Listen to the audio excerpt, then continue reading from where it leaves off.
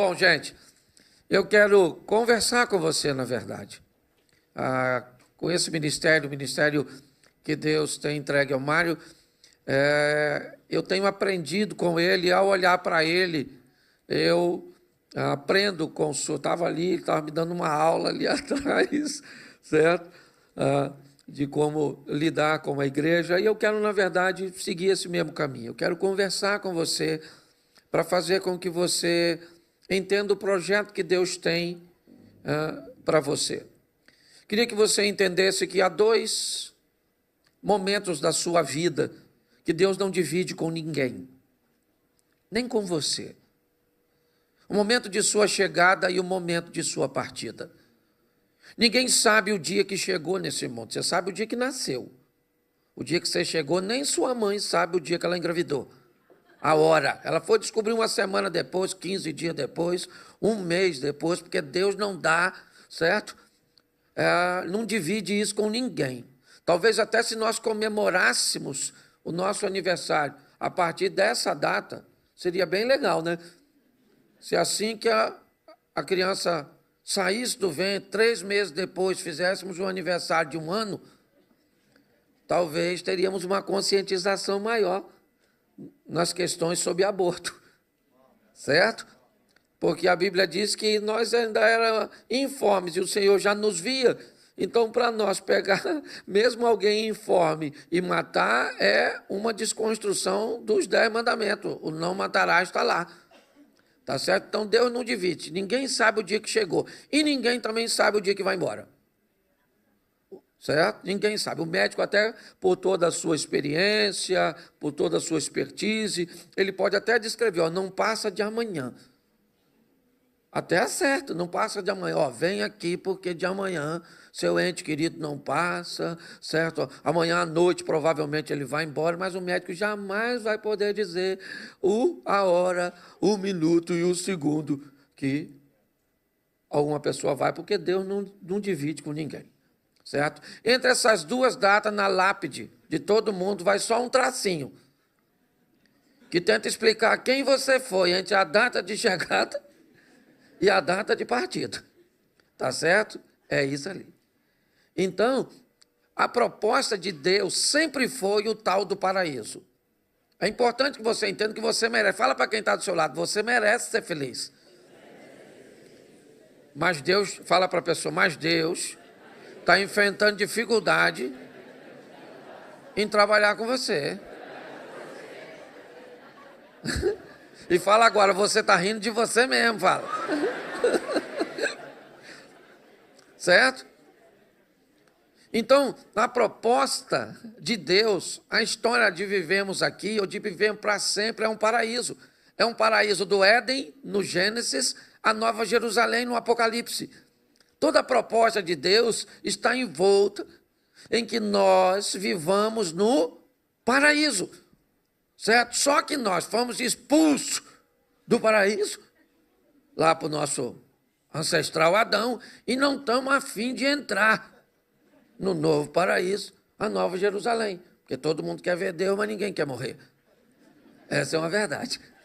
Então, o que nós vamos fazer se não podemos voltar para lá? Nem estamos a fim de entrar agora lá. Aí vai aos católicos algo muito interessante, a oração do Pai Nosso, que oram quase todo dia, mas que tem dificuldade de fazer.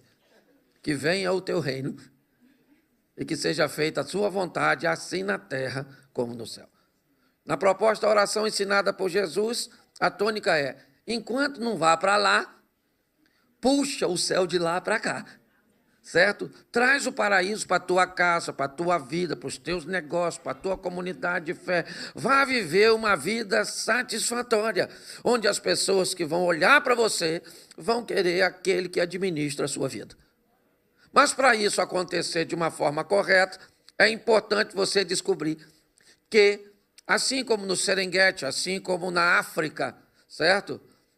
No ambiente animal, existe o ambiente da predação, o predatório, nós também enfrentamos isso, ok? Nós também temos um adversário que nem dorme, não vou dizer nem que levanta, que o miserável não dorme, certo? O Satanás, o único chifrudo que não tem mulher. É aquele perturbado. Não é verdade? Aliás, eu acho que é por causa disso que ele tenta atrapalhar a vida de você com a sua. Já que ele não pega ninguém, não quer que você pegue também. Não é verdade? Quer atrapalhar seu relacionamento. Mas ele é o nosso adversário, e não reconhecer isso pode ser um grande prejuízo para que você consiga viver a proposta de Deus de trazer esse céu para a terra, de viver um casamento legal, certo? De viver bem, não sem problemas, não perfeito, não é nada disso. Não tem nada perfeito nesse mundo, nada. Tudo é imperfeito, apesar de ser belo, ok? Então, nós vamos precisar aprender algumas coisas. E eu gosto muito das histórias mais simples, porque aí a gente conversa com todo mundo. Só para eu entender, quantos católicos temos aqui? Levanta a mão.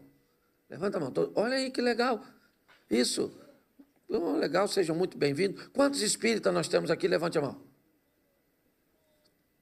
Isso. Tem alguém que professa uma outra religião além do cristianismo, quer no católico ou no protestantismo?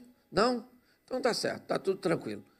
Mas eu gosto de conversar com todo mundo e por isso eu tenho, às vezes, o hábito de usar textos tão simples.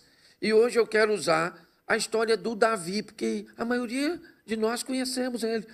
O cara que matou o gigante, lembra? Aquele garoto esquisito, que vai para um campo de batalha levando um lanche, certo? Fast food. E aí, o que acontece? Ele vai levando um lanchinho para os irmãos, e lá para o comandante, para saber notícia, para levar seu pai, e lá ele se depara com a maior oportunidade da vida dele, o gigante. Tá certo? Eu acho que a maioria de nós conhecemos isso.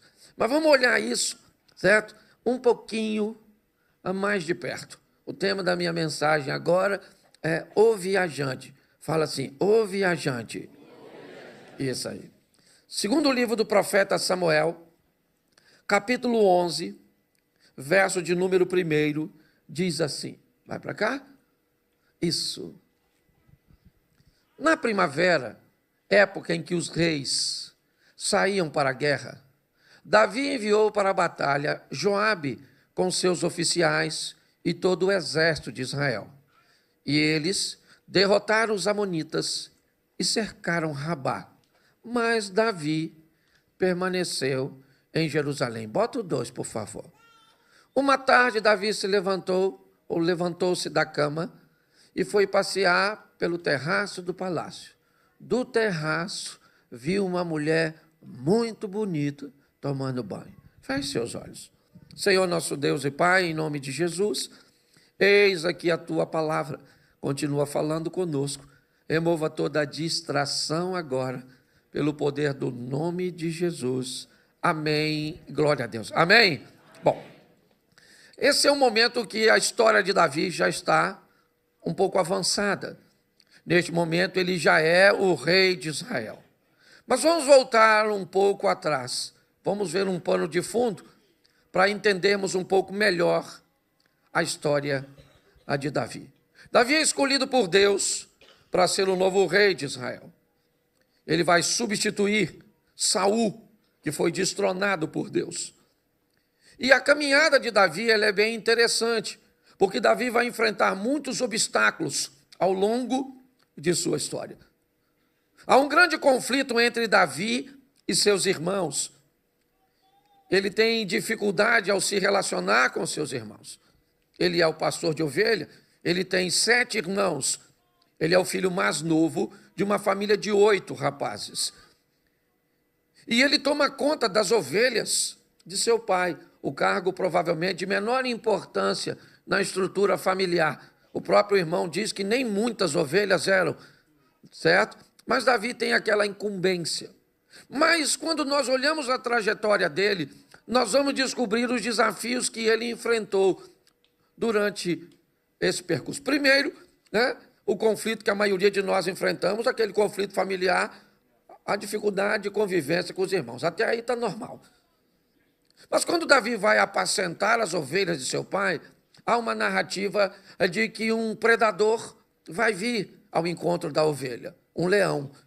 E Davi é o responsável pelas ovelhas. Então Davi diz que mata o leão, certo? Ele até diz que o leão pegou uma ovelha, saiu correndo com a ovelha na boca e ele correu atrás do leão. Eu não consigo construir uma imagem na minha mente. Porque leão não é bicho que você corre atrás. Leão é bicho que você corre na frente. É ele que corre atrás de você. Olha. Até porque, provavelmente, a ovelha que está na boca do leão já está morta. Certo? Mas Davi não quer saber. Na cabeça dele, a ovelha não é do leão, ela é do meu pai. Se ela é do meu pai, eu vou atrás dela. Porque me confiaram uma missão e esse leão não vai me atrapalhar. Note que a maneira cuja qual Davi resolve viver é fazer tudo da melhor maneira possível. Ele entrega tudo de si, certo? Por menor que seja, muitas vezes, a observação, o louvor em torno daquilo que está sendo realizado. Mas ele matou o leão segundo Davi, certo? Em outra ocasião, um urso desavisado, certo? Que não sabia do passado desse criminoso, veio pegar uma ovelha. E Davi diz que também já vai enfrentar problema com Greenpeace, já, certo? Ele diz que mata o urso, certo? E pega a ovelha. Então ele protege bem a ovelha. Ele toca bem, sabe se comportar, fala bem, é bonitinho. Tudo que Davi resolveu fazer sempre era feito da melhor maneira possível. A probabilidade desse cara ser um fracasso é quase zero. Certo? Mas está vivendo. Bom, quando ele mata o leão e o urso, certo? Logo depois ele vai enfrentar o gigante. E agora ele enfrenta Golias, um cara de aproximadamente 3 metros de altura, nem precisava ser muito grande. Só pela indumentária que carregava, parecia quase um Robocop para o exército de Israel. Todo mundo tinha medo dele. Até Davi também tinha, ele só conseguiu controlar. Certo? E enfrentou o gigante e matou o gigante. Agora, o rei vai vê-lo como inimigo, porque Davi se torna um herói nacional. Ok? Isso não é muito agradável para Saul, que já está meio perturbado. Saul agora fica com ciúme de Davi e o problema de Davi aumenta. Por quê? Porque no começo ele enfrentou um leão, depois ele enfrentou um urso, depois ele enfrentou um gigante e agora ele está enfrentando o rei. Note que o negócio só vai aumentando. É importante você entender. Certo? Que quanto mais você vai desenvolvendo, seus inimigos vão se tornando maiores, porque suas vitórias também serão maiores. Essa é a trajetória dele. Agora, Saul quer matá-lo, ele tem que fugir, esquivar da lança, aquela coisa toda. Mas nós vamos aprender algo muito importante com essa história. Que quem está, me parece que por detrás de tudo, apesar de não parecer, é o mesmo inimigo que nós enfrentamos todos os dias, Satanás. No Velho Testamento não se dá muito crédito para ele. Praticamente não se fala de Satanás. Tudo se atribui a Deus. O espírito era mau e era da parte do Senhor. Você pode notar, certo? Por quê? Porque no Velho Testamento não se tem a cultura de falar sobre Satanás. Tudo é Deus. Deus permitiu. Então, nesse ambiente, nós vemos que as garras do leão, as presas do urso, a espada do gigante e a lança do rei não foi capaz de paralisar Davi. Davi foi bem preparado para esse campo de batalha. Só que agora o inimigo vai mudar o campo de batalha e Davi nem vai notar. Já que as garras de um, a presa do outro, a espada do outro e a lança do outro não derrotou Davi, agora a batalha muda, o campo de batalha muda e o pior, me parece que ele não vai notar. O texto que lemos diz que era o tempo, na primavera, era o tempo, certo? Que os reis saíam para a guerra. Não dava para guerrear o tempo inteiro, tá certo? Então havia períodos para que a guerra acontecesse. E agora os reis vão à guerra. A guerra é contra os amonitas, tá certo? Se era tempo dos reis irem à guerra, como nós lemos no verso 1, e Davi era rei, ele tinha que estar onde? Na guerra, sim ou não? Sim, ele era rei, era tempo dos reis irem à guerra. No tempo dos reis irem à guerra, Davi resolveu ficar no palácio. Note que o negócio já vai complicar, certo? Porque era para ele estar no lugar. Se tem uma coisa que vai dar prejuízo para você, guarde isso na sua mente. É estar onde Deus não quer que você esteja. Olha, vou te contar uma historinha rapidinho do João Batista. Pensa num cara fenomenal. João Batista pregava, não tinha cadeira, não tinha microfone, não tinha ar-condicionado, não tinha nada. E as pessoas deixavam sua casa, sentavam nas pedras, sentavam no chão, sentavam tudo para ir no deserto para ouvi-lo. Sim ou não? Então, no deserto, ele era o cara. Um dia resolveu profetizar no palácio. Falar que Herodes mantinha um relacionamento com Herodias, que era ex-cunhada dele, porque era casado com Filipe, aquela bagunçada. Certo que também não sou obrigado a desenvolver a fofoca toda. Quero só aguçar o interesse, tá certo? É só para você ler depois. Você vai lá e dá uma olhada no babado. Pastor, que é isso? Que fofocada é essa? O irmão pegando a mulher do irmão? Pois é, tá tudo na Bíblia. Pensa num livro interessante ler. Bíblia. Certo? Eu acho super engraçado, tem gente que acha chato, mas eu acho super divertido você chegar e ler um texto no Jardim do Éden, onde o Todo-Poderoso, o Onipresente, o Onisciente chega e Adão não está, e ele... Onde o Adão? Adão, cadê você? Como, cadê? O senhor é onipresente, sabe que ele está atrás da moita? É ou não é verdade? Dava até para dizer para ele, ou faz ou desocupa a moita, é ou não é? Aliás, ele já tinha feito, só para distrair você um pouquinho. Mas vamos voltar para cá, porque João perdeu a cabeça, sim ou não? Porque estava profetizando no lugar, então cuidado, os lugares que você anda frequentando. Dá uma olhadinha nisso, senão você perde a cabeça, certo? Mas vamos voltar para o Davi, porque é esse texto que interessa. Tá certo? É para ir à guerra, sim ou não? Ele foi? Não, então ele foi fazer uma comida, né? Fazer um lanche, comeu, almoçou, foi deitar, deu uma deitadinha, acordou e foi dar uma voltinha na sacada do palácio. E quando ele está dando uma voltinha na sacada do palácio, Joabe e os oficiais estão lá no campo de batalha, matando, vencendo, sim ou não? Isso, e Davi está onde? No palácio. Lá no campo de batalha, onde ele devia estar, ele estaria vencendo, sim ou não? Mas se está no lugar errado, vai estar vencendo? Não. Agora, onde ele está, o que tem? Uma dona tomando banho. Não sei, eu confesso a você, tem coisa que eu não consigo entender.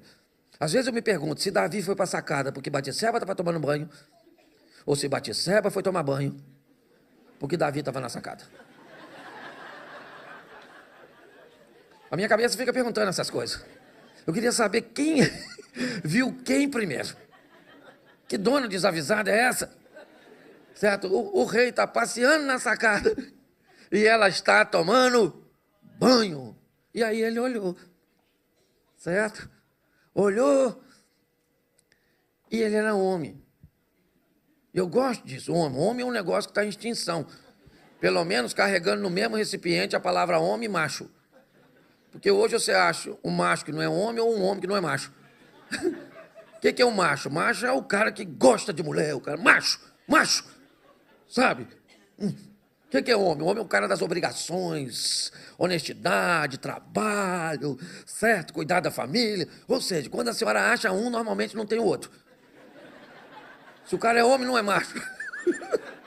Se o cara é macho, não é homem. Se a senhora tem um homem que é macho, cala essa boca e guarda. Porque isso já sumiu da prateleira. Esse dia uma menina falou comigo, eu quero um homem bonito, inteligente, rico, crente e macho. Falei, minha filha, se você achar um macho, pega, o resto a senhora ensina. Porque o negócio não aplaude não, que isso tá difícil. Isso é uma vergonha. Tá certo? Mas preste atenção, nós estamos diante agora do maior campo de batalha que Davi já enfrentou na vida. O ambiente de batalha mudou e ele não percebeu, certo? Ele está no lugar errado e no lugar errado ele vai ver o que não deve e vai aflorar as suas fraquezas. Davi, então, sabe o que ele faz? Ao ver a dona lá tomando banho, ele ficou excitado, lógico. Mas ele tem mulher pra caramba. Aliás, naquela época era muita mulher que os caras podiam. O Salomão tinha 1000. Na minha vez tiraram 0 tudo.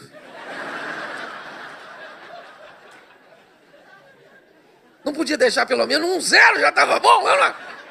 Mas tiraram 0 tudo, só deixaram 1, certo? Então ele ficou excitado, sim ou não? Sim, então ele poderia pegar uma de suas esposas, Mical, Abigail, a viúva de Nabal, e todas as outras, certo, que vieram com o falecimento de Saul, todo o harém do Saul. Mas ele não, ele se deita com a Batseba, que devia ser uma cavala de uma mulher. Sangue de Jesus tem poder, não é? Às vezes a gente fala, mas a gente não estava lá. É ou não é? E não vem a senhora rir, não, porque mulher é pior que homem. É que mulher é dissimulada, discreta. Pode notar, homem, se vier uma mulher bonita, ele faz assim, ó.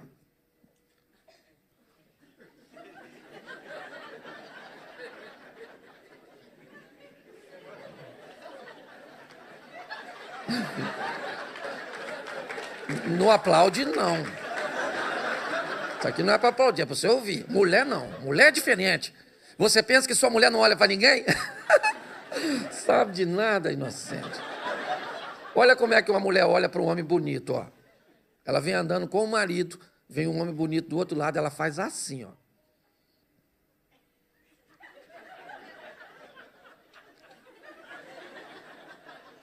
E o cara passou, ela não precisa olhar mais. Primeira olhada que ela deu, ela escaneou o malandro. Segunda olhada, ela comparou contigo. Terceira olhada, ela te reprovou. E o melhor de tudo, você nem notou, foi embora, passou. Você tá, mulher é um perigo. E elas ficam rindo, porque sabem que é assim que funciona. Certo? Porque o homem é assim. Certo? O homem é desligado. Né? O homem é desligadão.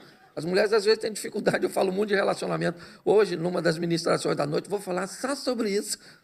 Certo? Sobre o desafio de viver até que a morte o separe. Sem querer a pressa.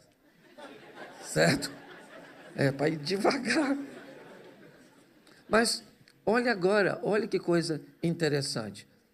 Ele traz a mulher para si. E ele mantém um relacionamento com essa mulher. Ele se deita com ela. Manda ela para casa. Ela é casada, esposa de Urias, um dos oficiais de Davi. Ele está lá lutando contra os amonitas, junto de Joabe, sobrinho de Davi. Um tempo depois, ela notou que está grávida. E ela tem um problema. Ela está grávida, porém seu marido não está presente.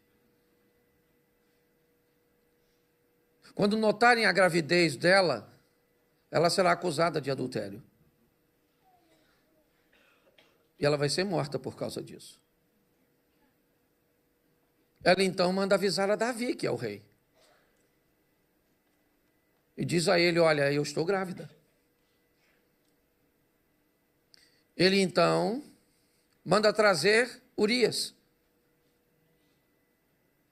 Ele traz Urias da frente de batalha e diz a Urias, vai até a sua casa, rapaz, depois você volta à batalha. O que ele quer? Ele quer que Urias tenha um encontro íntimo com Batseba.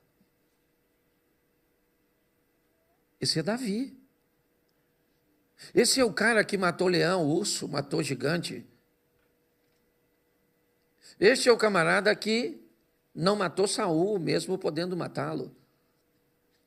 Ele foi bem sucedido em boa parte das incursões feitas por Satanás na vida dele. Ele saiu vitorioso. Mas dessa vez, não deu. O que será que tem agora que não tinha antes? Nós vamos olhar isso mais à frente. Mas agora Urias se nega a se deitar com sua esposa por 2 vezes. Sequer foi em casa. Porque se ele entra em casa para ter um encontro com sua mulher, mesmo que fosse para um cafezinho, ficaria difícil de explicar posteriormente quando essa criança nascesse. Mas ele não vai e se nega a entrar em casa e ter uma intimidade com sua esposa, porque diz ele, a arca da aliança está no meio do arraial e todos os soldados estão lutando e eu não vou ter prazer. Eu não estou lá mas a minha mente está. Olhe só. Quando Davi descobre isso, o que ele faz? Ele escreve uma carta para seu sobrinho, que é comandante do seu exército, dizendo que Urias precisa morrer. Ele não pode voltar com vida. E sabe quem leva a carta para Joabe? O próprio Urias. É ele que leva na mão a sua sentença de morte.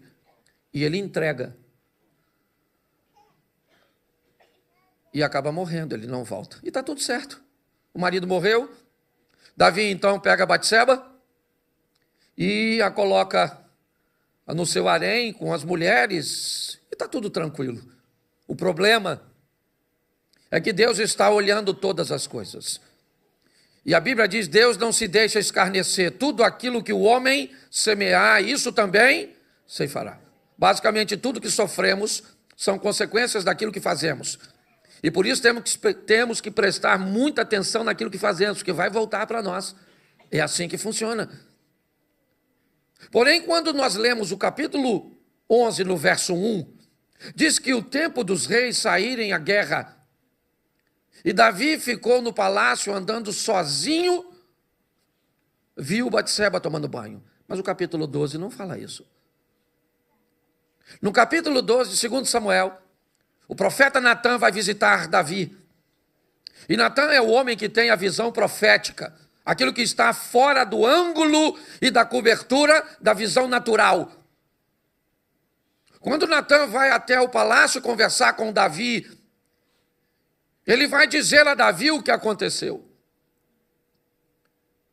Mas respeitando a autoridade do rei, mas não deixando de cumprir o propósito de Deus, ele não vai com uma afronta, ele vai com sabedoria. E na história contada por Natã, ela é bem interessante, porque ela vai nos mostrar um panorama do capítulo 11 que nós não conseguimos enxergar com os olhos naturais.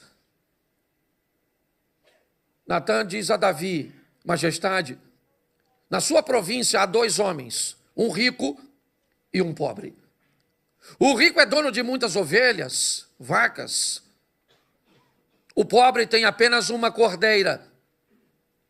Quando um dia veio um viajante, um visitante, visitar o homem rico, e este pegou a ovelha do vizinho, que tinha uma só, preparou, matou e deu de comer ao viajante.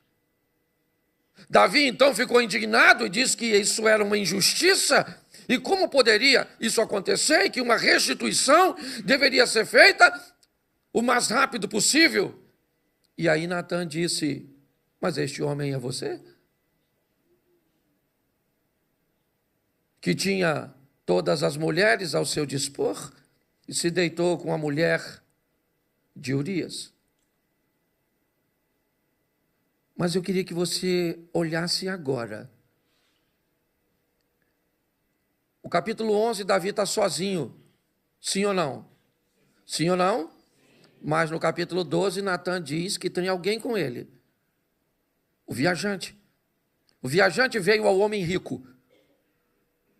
Tem alguém na sacada do palácio com Davi,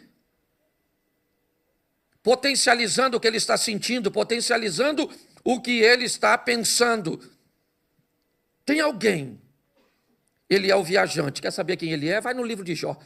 De onde você vem, Satanás? Eu estou viajando, passeando pela terra. Estou buscando uma igreja, uma casa, uma empresa, um casamento, filhos, um lugar que me receba. Por quê? Porque eu tenho fome. É isso. É ele que vem visitar Davi. Ele tem fome. É verdade. Quando nós olhamos para esse ambiente, o aparentemente solitário Davi na sacada não está só.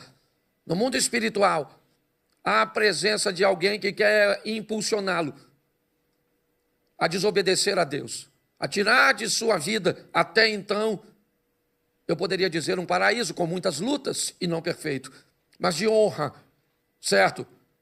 De honra ao estar no palácio, tocando para um rei dormir, no palácio onde o rei pode ter os melhores músicos, conhecedores profundos de partituras e de canções maravilhosas, mas junto com as belíssimas canções tocadas e cantadas por Davi, tinha uma diferença que os outros não conseguiam ter, que era a presença de Deus, e isso fazia com que Saul dormia, ou dormisse. Então a história dele até então não é perfeita, mas é um paraíso, sim, de louvor e glória, não apenas para ele, o próprio Deus diz isso a ele: eu tirei você de trás das malhadas, dei a você glória, notoriedade. Se isso fosse pouco, me pedisse, eu te daria mais. Mas como o campo de batalha mudou, e ele muda, meus irmãos, ele muda todos os dias, porque o nosso adversário vai nos estudando, e muito mais do que destruir você, quer destruir a sua casa, quer destruir o seu casamento, quer destruir a sua família, quer difamar a sua igreja, e mais do que tudo, quer fazer com que o nome de Deus, porque hoje a maior dificuldade que enfrentamos de evangelizar pessoas é ter que ouvir dessas pessoas, para sermos cristãos, igual fulano, nós preferimos ficar onde estamos. A pergunta é: quem foi que te deu essa coisa ruim como medida para copiar? Por que ninguém quer copiar as pessoas boas e só utilizam os exemplos negativos para dizer que não querem servir? Então a nossa vida tem muito mais do que a ver apenas conosco. Nós carregamos a responsabilidade de ter sobre nós o reino de Deus. Você está entendendo? É o nome da nossa casa, é o meu casamento, são os meus filhos. Entendeu? Tudo que eu faço hoje reverbera numa instância. Eu tive um problema no Rio de Janeiro agora, porque o prefeito, ele é meu amigo particular, fora de política. E eu fui no jogo do Flamengo, sou flamenguista, e fui no jogo do Flamengo, e aí então me deram uma camisa lá no camarote do Flamengo, escrito estádio. Aí eu perguntei: que camisa é essa? Por que escrito estádio? Não, porque o Eduardo Paes assinou a liberação de um terreno para a construção do estádio do Flamengo. Eu falei: que legal, eu vou encontrar com ele, eu vou agradecer. Encontrei com ele. E ele é vascaíno, então fui fazer a brincadeira. Quero te agradecer, porque você, apesar de ser vascaíno, abençoou um flamenguista. E postei na minha rede.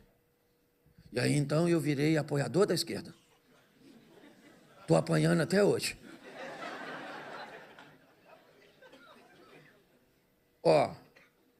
Criaram problema por membro da igreja que eu pastorei.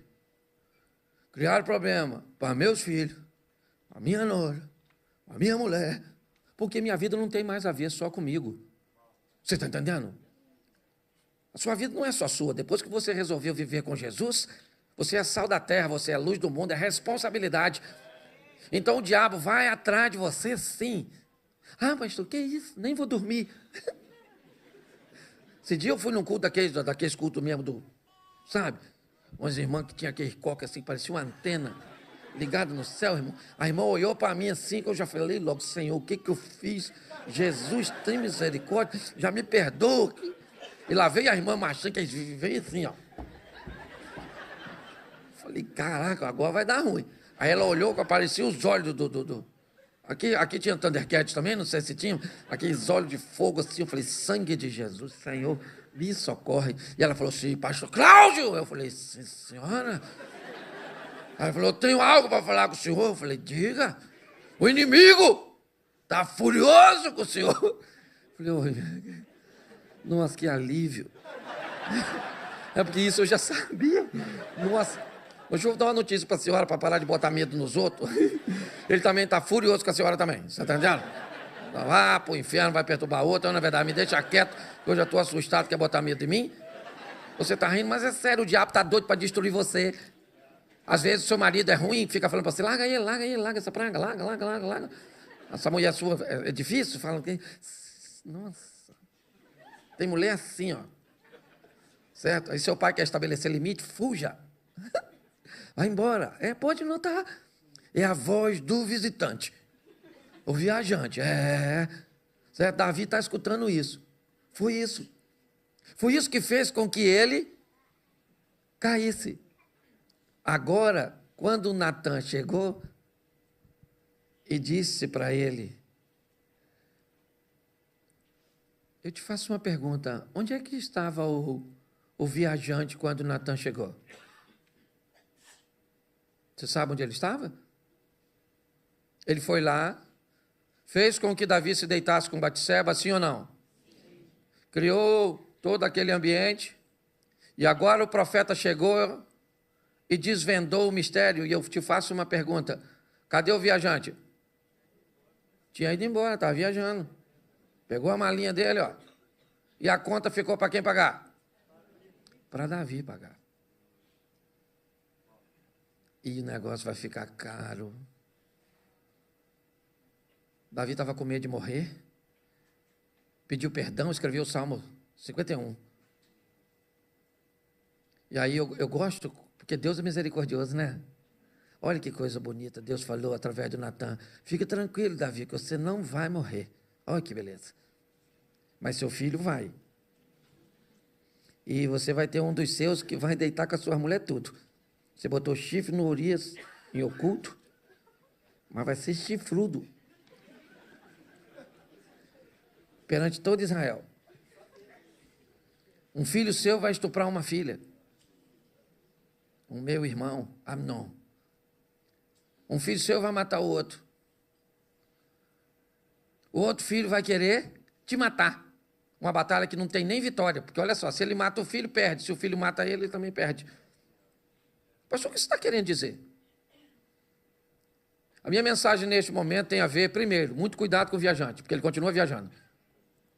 E às vezes vai te visitar. Eu já tive visita dele em hotéis. Uma vez eu estava lá, pedi um sono de madrugada, achei que o sono era perto de sono mesmo, só assim.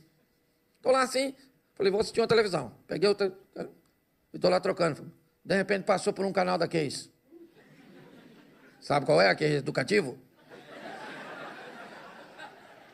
Uma dona pelada. Quando passou, passou. Aí o viajante estava lá, comigo. E ele falou, volta. Eu falei, não, eu sou pastor, rapaz. Mas não tem ninguém aí, volta. Ele falou, vou voltar, só um pouquinho. Volta para ver o que eles estão fazendo. E eu pensei, eu sei o que eles estão fazendo, eu não faço, mas sei. Não, na verdade, você está rindo porque não foi você.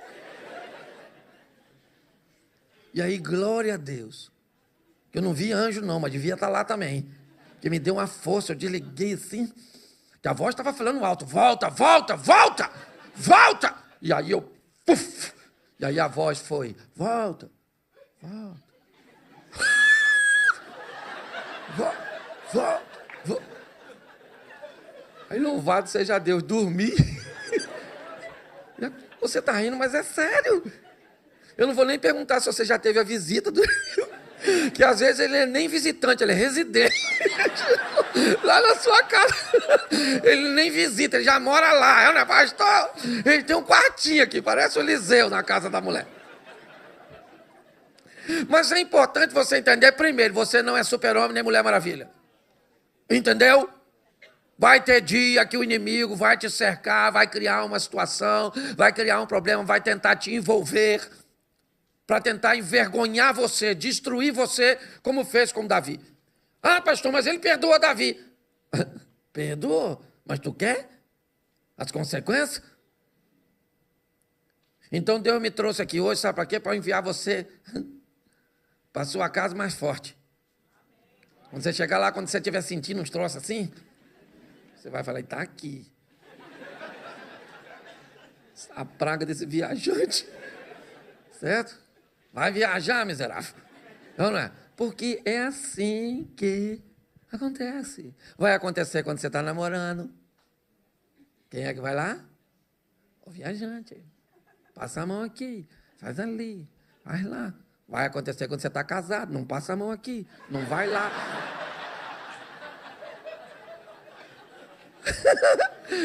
Você está achando que você está rindo de mim? Nossa! Certo?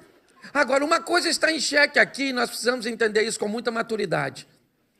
A nossa vida foi feita para que o nome de Deus seja glorificado. Ó, o viajante. Nunca aconteceu isso.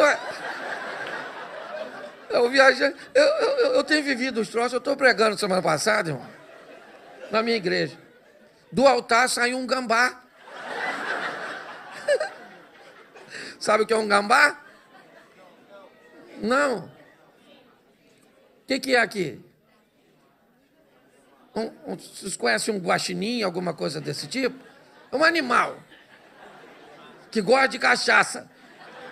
Pelo menos lá do Brasil. Certo? É o que é? Mas só que é um esquilo crescido. Certo? É um esquilo... Mas vamos aqui, volta aqui. Sangue de Jesus tem poder, meu Deus. Ainda bem que o inimigo só tirou a lente. Tá assim? Mas é importante você entender que, olha só, você foi chamado para que Deus seja glorificado através da sua vida. Certo? Com a sua adoração, com a sua evangelização, com seus recursos financeiros. Você está entendendo? Com a postura que você mantém fora desse ambiente. Porque é isso, sal da terra e luz do mundo. Mas é muito importante nós entendermos que nunca estaremos sozinhos. Por que você acha que Jesus disse, estarei convosco todos os dias? Porque todos os dias o visitante ou o viajante vai tentar. E sozinho eu vou falar com você, você não vai ter êxito. É melhor você buscar a sensibilidade na palavra de Deus, na oração, para entender esses momentos e trabalhar de forma preventiva, para quando o visitante bater na porta, você falar com o Senhor, dá um pulinho lá, Senhor. Atende lá, porque resolve com ele. Eu não sei o que você tem enfrentado. E talvez suas derrotas, a vergonha, os fracassos, é simplesmente porque você não é capaz de entender a presença indesejada desse indivíduo cujo qual nós não convidamos, mas que quer trazer a vergonha. Eu queria que você ficasse de pé nesse momento.